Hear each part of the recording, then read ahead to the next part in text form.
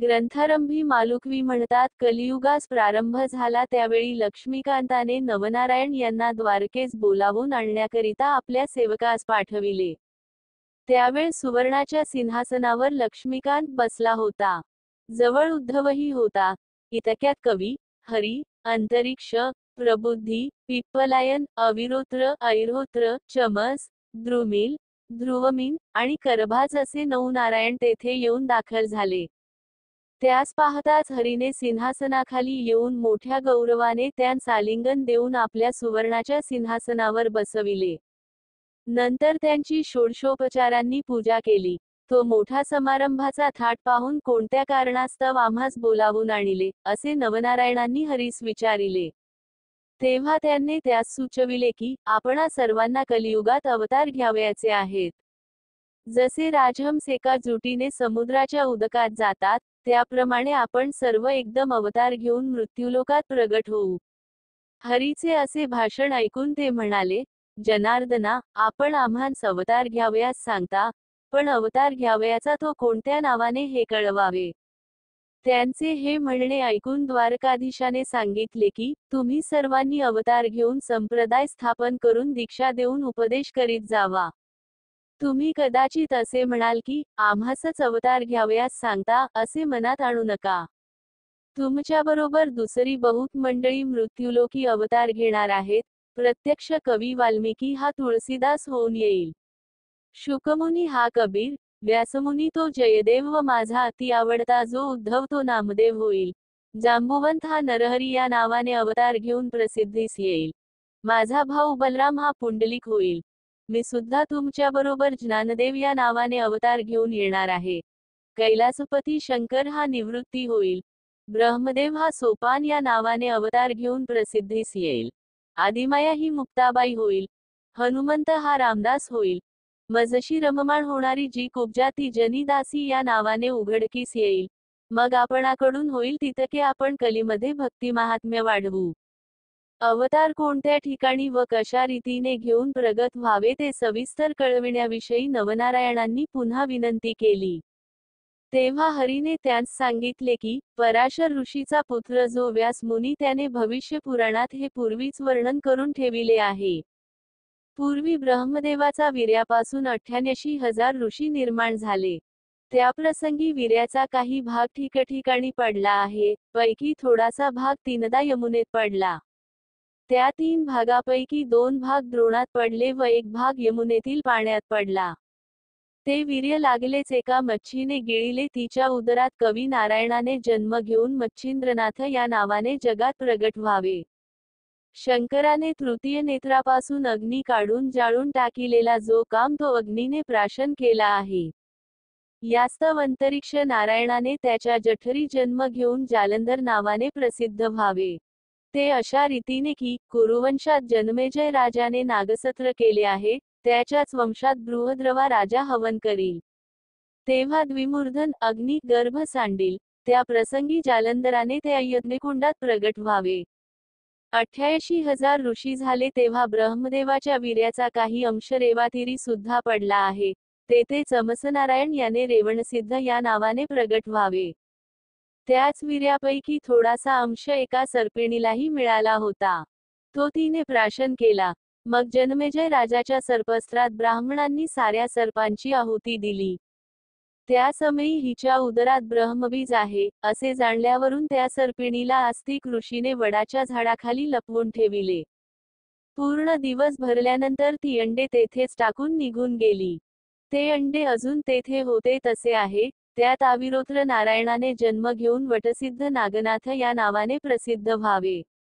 मच्छिंद्रनाथ याने सूर्यरेत प्राप्तिस्तव मंत्र म्हणून दिलेले भस्म उकिरड्यावर पडेल. त्यात सूर्य आपले वीर्य सांडील. ते उकिरडामय असेल.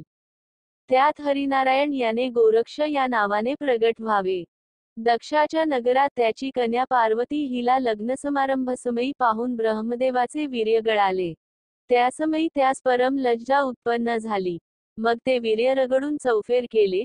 त्यावेळी ते एके बाजूस 60,000 ठिकाणी झाले. त्याचे 60,000 वाल्खिल्य ऋषी झाले. दुसऱ्या अंगाचे केराबरोबर भागीरथी नदीमध्ये पडले. ते कुश बेटात गेले. ते अद्यापि तेथे तसेच आहे. यास्तव पिप्पलायन नारायणाने तेथे प्रगट होऊन चरपटीनाथ नावाने प्रसिद्ध व्हावे. भर्तरी या नावाने भिक्षापात्र कैलिक ऋषीने अंगणात ठेविले होते. त्यात सूर्याचे वीर्य अकस्मात पडले, ते त्याने भर्तृहरी तसेच जपून ठेविले आहे. त्यात ध्रुवमीन नारायणाने संचार करून भर्तरी या नावाने अवतीर्ण व्हावे. हिमालयाच्या अरण्यात सरस्वतीचे उद्देशाने ब्रह्मदेवाची वीर्य गळाले. त्यातले थोडेसे जमिनीवर पडले. त्यावरून वाघ चालल्यामुळे त्याच्या पायात राहिले व थोडेसे हत्तीच्या कानात पडले. त्यात प्रबुद्धाने संचार करून कानिफा या नावाने प्रगट व्हावे. गोरक्षाने चिखलाचा पुतळा केला, त्यात करभंजनाने संचार करावा. अशा रीतीने कोणी कोठे व कसे जन्म घ्यावयाचे, याही नवनारायणांना खुलासेवार समजूत करून दिली. मग ते आज्ञा घेऊन तेथून निघाले व मंद्राचलावर गेले. तेथे शुक्राचार्यांच्या समाधीजवळ समाधीस्थ होऊन राहिले. पुढे हे 9 व शुक्राचार्य असे 10 जण निघाले. एके दिवशी शिव पार्वती कैलास पर्वतावर असता, तुम्ही जो मंत्र जपत असता, त्याचा मला अनुग्रह द्यावा, असे पार्वतीने शंकरास म्हटले. हे ऐकून तो तिला म्हणाला, मी तुला त्या मंत्राचा उपदेश करीन. पण यासाठी एकातस्थान पाहिजे. तर चल, आपण ते कोठे आहे त्याचा शोध करू. असे म्हणून ती उभयता एकातस्थान पाहावयास निघाली. ती फिरत फिरत यमुनेवर आली. तेथे मनुष्याचा वास नव्हता. यामुळे ते स्थान त्यांनी पसंत केले व तेथे ती उभयता बसली. तेथे पार्वतीस सुंदर मंत्रोपदेश करू लागले. पण ज्या एका मच्छाने ब्रह्मवीर्य गिळून यमुनेत प्रवेश केला होता, ती गर्भिणी जवळच उदकात होती. तिच्या उदरातील गर्भ तो मंत्र ऐकत होता. तेणे करून त्यास शुद्ध ज्ञान प्राप्त झाले व द्वैतभाव नाहीसा होऊन तो ब्रह्मरूप झाला. उपदेश संपल्यावर उपदेशाचे सार काय समजलीस म्हणून शंकराने पार्वतीस विचारले. इतक्यात मच्छिंद्रनाथ गर्भातून म्हणाला की, सर्व ब्रह्मरूप आहे. हा ध्वनी ऐकून शंकराने तिकडे पाहिले.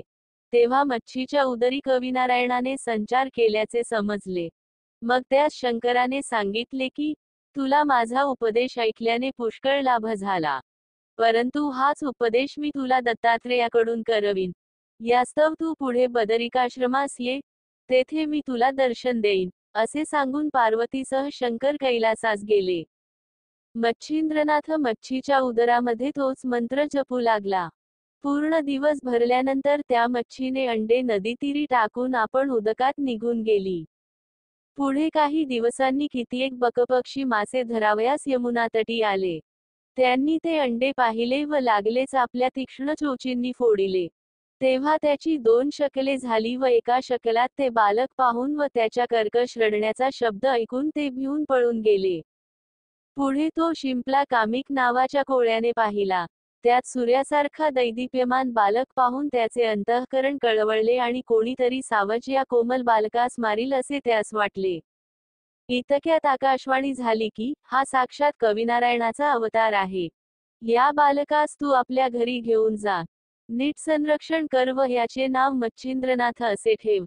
याच्याविषयी तू मनात किंबी संशय आणू नको. ते ऐकून कोळ्याने त्यास घरी नेऊन आनंदाने आपल्या शारदता स्त्रीस दिले व मुलगा आपणाला ईश्वराने दिला म्हणून सांगितले. तिने त्यास घेऊन अति आनंदाने स्तनाशी लाविले. तो पान्हा फुटला. मुलगाही दूध पिऊ लागला. मग मुलास 9 माखू घालून पाळण्यात निजविले. आधीच त्या उभयतांना मूल व्हावे म्हणून आशा सुटली होती. तशात अवचित पुत्ररत्न हाती आल्याने त्यांस अनुपम आनंद झाला. मच्छिंद्रनाथाचे वय 5 वर्षाचे झाल्यावर एके दिवशी त्यास समागम घेऊन त्याचा बाप कामिक मासे मारण्यासाठी यमुनेवर गेला. तेथे त्याने मासे मारण्यासाठी जाळे पसरिले आणि पुष्कळ मासे त्यात आल्यावर ते बाहेर मच्छिंद्रनाथाजवळ आणून ठेवून पुन्हा जाळे घेऊन तो पाण्यात गेला. ते बापाचे कृत्य पाहून आपल्या मातृकुळाचा नाश करावयास हा उद्युक्त झाला आहे, असे मच्छिंद्रनाथाच्या मनात आले. तसेच आपण असता बाप हे कर्म करीत आहे, हे स्वस्थ बसून पाहणे चांगले नाही व आस्तिक ऋषीने सर्व प्रकारे उपकार करू जनमेजय राजाच्या सर्पस्त्रात नागकुळाचे जसे रक्षण केले त्याच्याप्रमाणे आपण कसेही करून याचा हा उद्योग बंद केला पाहिजे, असे मच्छिंद्रनाथाने मनात आणले. मग तो एक एक मासा उदकात टाकू लागला. ते पाहून त्याच्या बापास इतका राग आला की, तो लागलाच पाण्याबाहेर आला आणि त्यास बऱ्याच चपराका मारून म्हणाला, मी मेहनत करून मासे धरून आणतो व तू ते पुन्हा पाण्यात सोडून देतोस, तर मग खाशील काय? भीक मागावयाची असेल अशा लक्षणांनी, असे बोलून तो पुन्हा उदकात शिराल. त्या माराच्या तिरीमिरीसमसे मच्छिंद्रनाथास फार दुःख होऊन भिक्षेचे अन्न पवित्र असते व तेच आता आपण खावे, असा विचार करून व बाप पाण्यात शिरलासे पाहून त्याची दृष्टी चुकवून मच्छिंद्रनाथ तेथून निघाला व फिरत फिरत बदरिकाश्रमास गेला. तेथे त्याने 12 वर्षे तपश्चर्या केली. ती इतकी कठीण की त्याच्या हाडांचा सांगाडा मात्र राहिला. इकडे श्रीदत्तात्रेयाची स्वारी शिवालयात गेली व शंकराची स्तुती करताच शंकराने प्रसन्न होऊन प्रत्यक्ष भेट देऊन आलिंगन दिले व जवळच बसविले. नंतर उभयतांनी एकमेकांस नवल वर्तमान विचारले. तेव्हा बदरिकाश्रमाचे अत्यंत रमणीय अरण्य पाहण्याची दत्तात्रेयाने आपली इच्छा असल्याचे शंकरास कळविले. मग त्यास बरोबर घेऊन शंकर अरण्यात गेला. त्याच समयी मच्छिंद्रनाथाचा उदयकाल होण्याचे दिवस आल्याकारणाने तो योगायोग घडून येण्यासाठीच दत्तास अरण्य पाहण्याची वासना होऊन त्यास शंकराचा रुकारही मिळाला. ते उभयता बदरिकावनातील शोभा पाहून आनंद पावले.